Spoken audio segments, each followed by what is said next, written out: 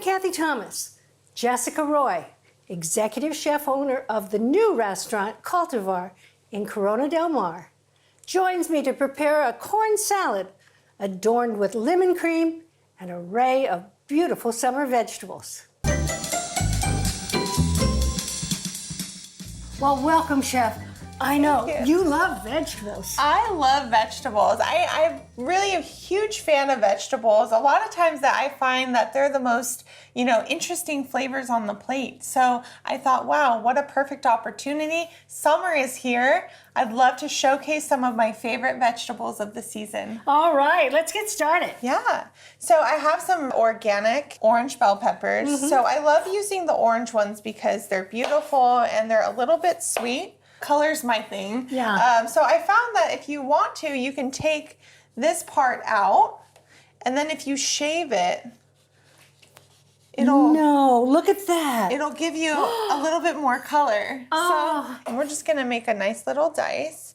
And the next thing I have, these are heirloom cherry tomatoes. They're beauties. Thank you. These actually came from my garden. There's nothing like a tomato just off the vine. That's right. There's just this amazing flavor that they have. So all I'm gonna do, look at that. It's gorgeous. Look at the juice. So pretty. They're just bursting right now.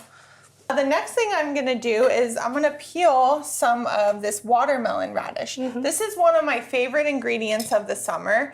It has the most beautiful color. You can use a mandolin or you can use your knife. And I cut them in quarters so they look like little watermelons. Oh, that's adorable. I mean, why not? It's summertime, so let's have some fun. A little bit of red onion.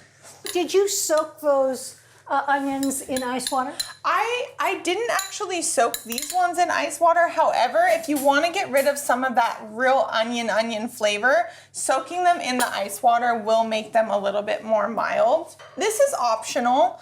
Jalapeno. I thought, hey, why not give the salad a little heat and spice? I have some jalapenos coming up in my garden right now, and I'm very excited about it.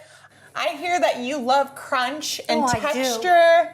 I mean, you gotta have all those things going on when you're eating. I just think it's like kind of like a playground in your mouth. So next I'm going to crush up the croutons. I don't want to go too fine because I do want some of that crunch in there. Nice organic English cucumber. You don't have to take the skin off of this, but I kind of like to take some of it off. Next, I'm gonna just grill some of the corn. Yep. I drizzled it with a little olive oil, salt, and pepper. So usually anytime I do something, obviously I season it beforehand. So I'm just gonna give it a nice little light kiss on the grill.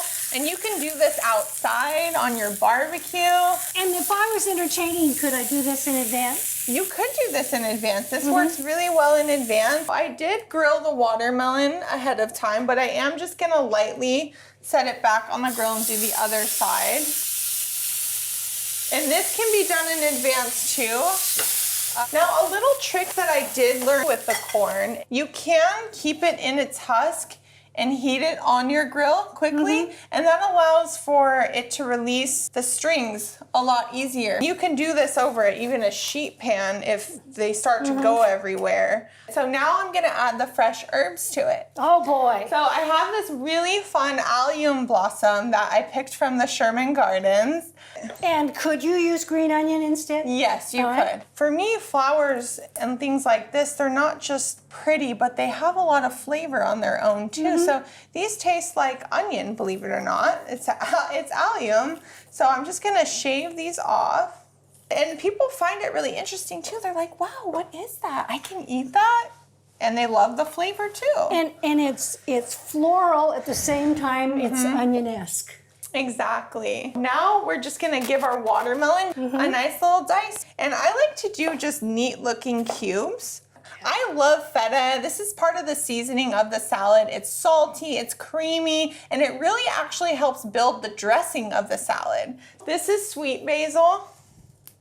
And I love things that go to seed. The flowers are really pretty, and they taste like basil too. Yum. I love them. These are celery blossoms.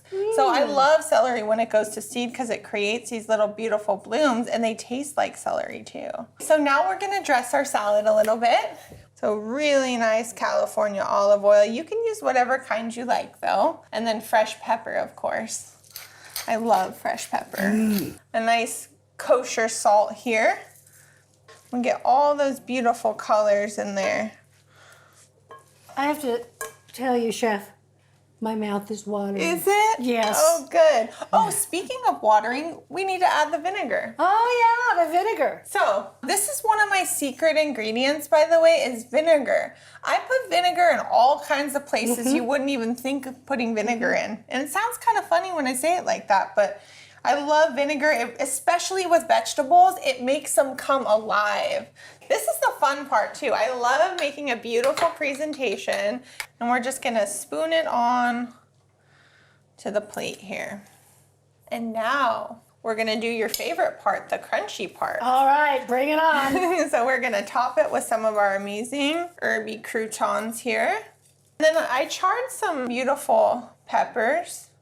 And they're sweet, aren't they? They are sweet. And now we're gonna garnish with some of our edible blooms. These are dill blossoms. Some gorgeous chive blossoms here too. Aren't they pretty? They're so pretty. I've got some really fun celery blossoms here too. Nasturtiums? Nasturtiums, they've got that spiciness to them. The cool thing about nasturtiums is they're really easy to grow. They are. Anybody that's got a patch of dirt can grow nasturtiums. Indeed, indeed. That is just gorgeous, and it's just as delicious as it is beautiful to look at. Well, thank you, Cathy. I hope everybody enjoys it. Thank you so much. You're welcome. Here's a quick tip from Melissa's. Whether brought to a picnic or served on a holiday buffet, this green bean salad is scrumptious, and it's adapted from an early Julia Child cookbook. Start by bringing a large pot of salted water to a boil, either in a Dutch oven or a large saucepan. Okay, in go the beans. You want to cook the green beans off ahead of time. So I usually set a timer for 8 minutes. Meantime, let's get the vinaigrette going and the red onions. I've got a little salt in this bowl. I want to use my microplane to get off about half of the zest of a lemon. I'm using a Meyer lemon today. And then I want about a tablespoon of juice. I want about a teaspoon of Dijon mustard. And look, my jar's almost empty. So what I'm gonna do is just make a vinaigrette right in here, put it in my refrigerator for later. So oil and vinegar go in here and some nice spices and salt and pepper into the fridge. We want to add a small garlic clove that's finely minced. In it goes. I'm just gonna mix that together, make sure that my salt is dissolved. Extra virgin olive oil, nice and fruity.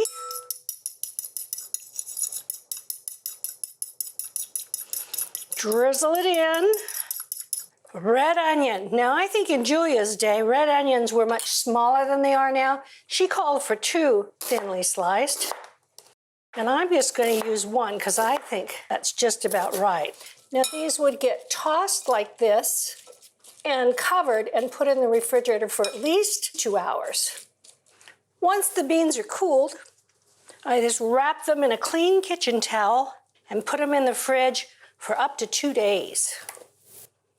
Here are the beans that I did earlier, and they are nice and chilled and perfectly cooked, and I'm going to give them a good toss. So now I've got some mixed baby greens. Julia used watercress, and on they go.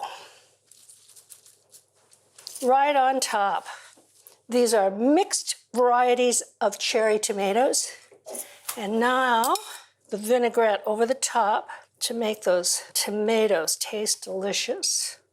A little kosher salt on the top and some freshly ground black pepper. The best green bean salad you can imagine. The produce aisles are filled with so many delicious choices. Try something new, have an adventure.